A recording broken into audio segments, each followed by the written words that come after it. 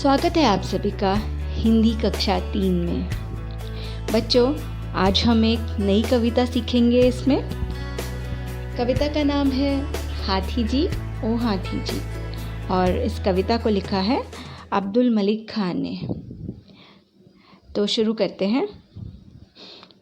हाथी जी ओ हाथी जी, हम बच्चों के साथी जी, गोल सूंड में भरकर पानी नहला दो तो हाथी जी, कान तुम्हारे पंखे जैसे हवा उड़ा दो हाथी जी, खंबे जैसे पैर तुम्हारे हमें चढ़ा लो हाथी जी, दांत तुम्हारे लंबे लंबे मुस्का दो तो हाथी जी, पीठ तुम्हारी गद्दे जैसी सैर करा दो हाथी जी, चुप्पी भाती नहीं तुम्हारी कुछ तो बोलो हाथी जी।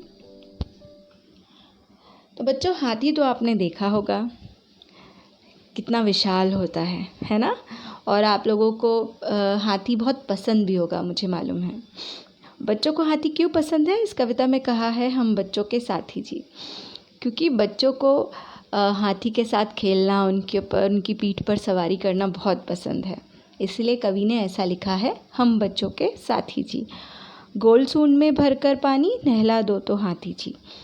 आपने देखा होगा हाथी जो है अपनी सूंड में पानी भरकर खुद को नहलाता है। तो बच्चों ने कहा है कि हमें भी अपनी सूंड में पानी भरकर नहला दो।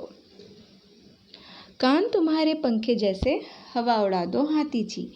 हाथी के कान बहुत बड़े होते हैं, आपने देखा है ना, बहुत बड़े।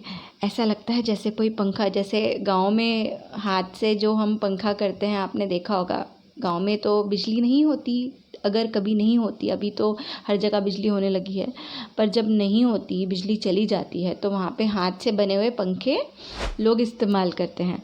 तो हाथी के कान कुछ वैसे ही लगते हैं, बड़े से पंखे जैसे। तो बच्चे कहते हैं कि उसे हिला के अपने अपने कान से हमें हवा तो दे दो। और पैर उनके कितने विशाल होते हैं, खंबे जैसे, है ना। तो बच्चों का ये कहना है कि हमें अपने पैरों की मदद से हमें अपने पीठ पर तो चढ़ा दो।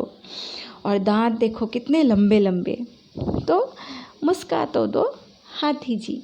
ये कविता बच्चों के सोच के अनुसार लिखी है। तो बच्चे क्या सोचते हैं हाथी के बारे में, यही इस कविता में लिखा है। आगे बच्चे क्या कहते हैं? पीठ तुम्हारी गद्दे जैसी सैर करा दो हाथी जी।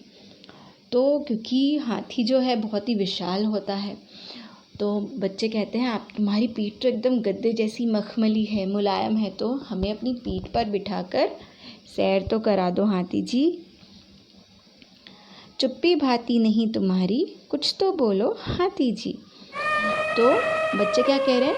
तुम ऐसे चुप मत रहो, कुछ तो बोलो हाथी जी, है ना। तो आपको ये कविता पसंद आई होगी बच्चों। तो आपको क्या करना है? इस कविता का पाठ करना है और इसे याद करना है, ठीक है। धन्यवाद।